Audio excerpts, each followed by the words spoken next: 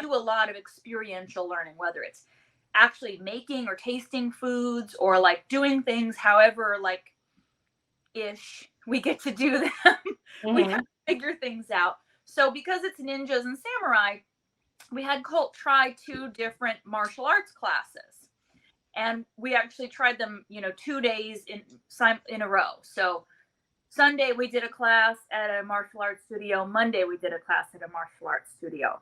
And the 2 classes could not have been more opposite. That's cool though. That's really good. What are the 2 that you did?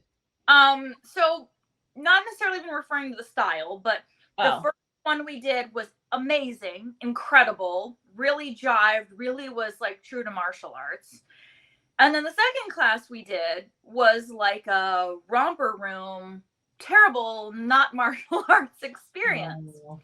So what was interesting is this brought this conversation forth about like compare and contrast, right? And also about like that you may have to try several different ways or avenues before you find one that clicks well with you. So, we talked about like if we'd only had one experience, if we'd only had the really great experience or the really not great experience, then we would have had that experience as a standalone. But the fact that we had 2 and, the 2 days after another is that compare and contrast is really important for learning. So we were able to use our Stoic principles and break down Buddhist principles too. Your Buddhist, yeah. Yeah. As far as like, what did we like about this, or what, things did we learn, or what things did we get to explore. And as as I've talked about, I think it's important to learn as much from the things that went bad or that sucked as it is to learn from the successes, right?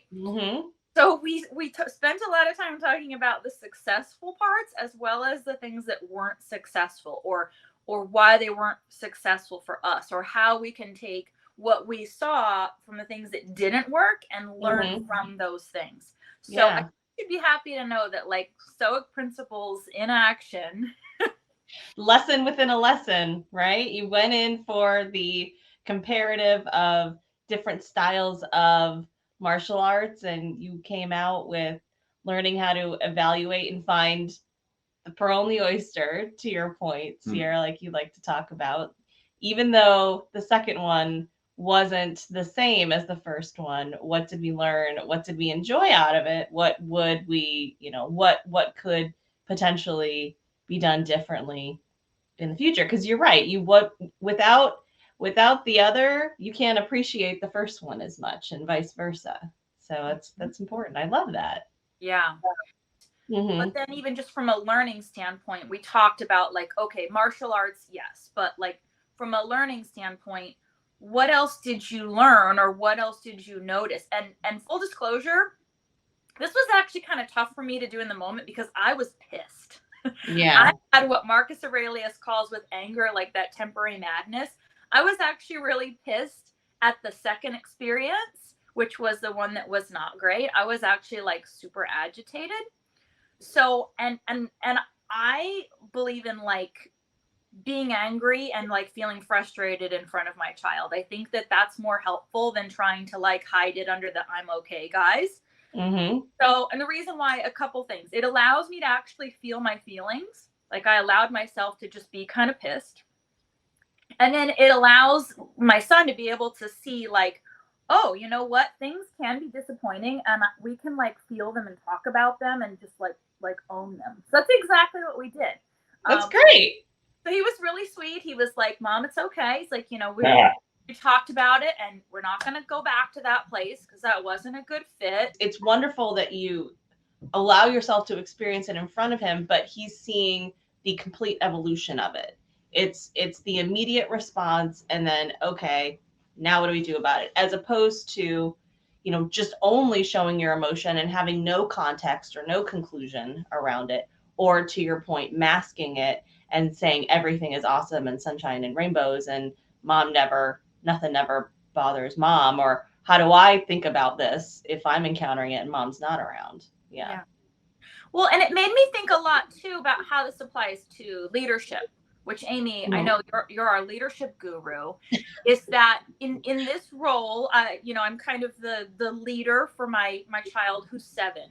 It was a perfect opportunity, if I'm thinking as a leader now, like when when can you kind of be really translucent when things are at a low stakes, and when you can start to kind of build that with the team. So it wasn't like I needed to keep my cool in the middle of like a major catastrophe situation. It was like it was over. It was time appropriate. I was not making a scene, but between he and I was able to have these emotions, process these emotions, talk about these emotions. Mm-hmm. So appropriate, good time, good place, as well as like that transparency. That was a time for us to kind of build that within that leadership model. So I would just love your thoughts on that from a leadership standpoint. Yeah, I mean, the thing that popped out at me immediately as you were talking is that it's teaching him the skills of observation. So being able to spot and understand, what is happening in any given situation. And then through you, I think, talking about it and presenting it to him and talking through it, you're also showing him how you problem solved it, or how you worked through it, as opposed to keeping it close to the chest, not really showing, not really expressing, or not really showing what's going on, or taking care of it yourself, right? You actually took the time to explain to him what you were experiencing, what you were seeing, what you were feeling, and then showing him a way that he can then process it himself, as opposed to just, simply protecting him, but what ultimately is not showing him how to problem solve in the future on his own. I think that was what immediately popped out to me as you were talking about what you did and how you worked through it with him.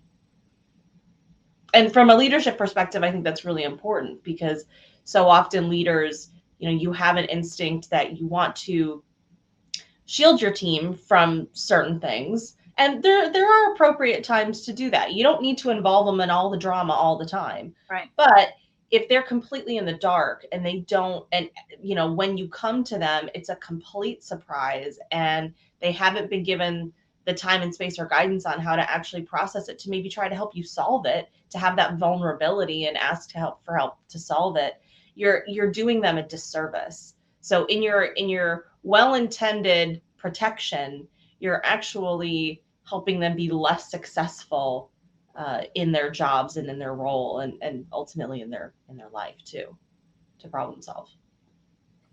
Well, and we talk a lot here on the porch about change management. Mm-hmm. So I think that this sort of like working through some of the problems prior to a change management and really getting a team involved, when especially when that a system is not working, and you want to involve the team in like, how can we troubleshoot this, and involving the team in like, hey, I'm frustrated, this system isn't working, how can we fix it? Okay. Mm-hmm. Now you've brought the team into your emotion of like, this stuff is broken, this is not working. But then there's that awareness of like, okay, it's like setting up for that change management, allowing everybody to see like, there are big feelings about this because it's not working, it's frustrating, and we've broken it down, and we can't really fix this existing system. So a change is going to need to happen. I think this could be a really key element in that change management system. Yeah, and having that conversation and involving them as well. So, whether it's before the start of the change or deep into the change, and you're encountering some sort of obstacle or barrier that's causing things to either not move forward in the speed that you're looking for, or you're at an impasse with a key decision, I think calling it out, saying what it is, calling out what the problem is, also gives them the permission and the confidence and the courage to speak up themselves. So often people don't speak up for fear of the repercussions or fear of how it'll be perceived. But if, as a leader, if you're the first one, like, putting your cards out there. You're like, listen, this is what I'm seeing. What are you seeing? And if everyone says, oh no, everything's fine, that's a cue. That's a cue to dig a little deeper, because definitely you want to make sure that you're all on the same page and checking in regularly, asking that question too, not just having the event happen and be like, well, that happened. Okay, let's move on. Actually taking time to do a little bit of a retrospective. What did we learn from this? What would we do differently next time? Things like that, and doing it in the moment, not waiting till everything is done and you're live and doing that, continually checking in and getting that pulse check of how is this going? How do we feel about it? Or do we have any concerns? Is there anything that we haven't thought about that's keeping you up, that you're concerned about? Because all of those things are going to help not only ensure that you don't have you're addressing your blind spots when you're going through the change, but also potentially catching those problems before they happen, and also helping with that change adoption, because you're communicating in a lot of different ways into a lot of different types of people who maybe interpret change a little differently. So giving them the time and space and reassurance to know, I hear you, I see you, let's talk about it, let's make sure we've addressed your concerns, yet at the same time, let's continue to move this thing forward and not just, stay circling the wagons and just ruminating on what's not going right or what went wrong. Thank you, Amy. I knew you'd have some insights on that. Well, thank you, Sierra, for always bringing some real world scenarios into what we do on the porch, but in business. Business and life are not really that much different. We just might wear different clothes sometimes and maybe use a different tool on our computer. But the reality is that, who we are and what we encounter in both life and work, there's a lot of parallels there. We just sometimes forget that. And it's taking that step back and seeing it from a different lens, which you're so great at doing, being able to be like, hey, karate classes or martial arts classes, what can this teach us about change management in business? And so I love that you do that. So thank you. Welcome.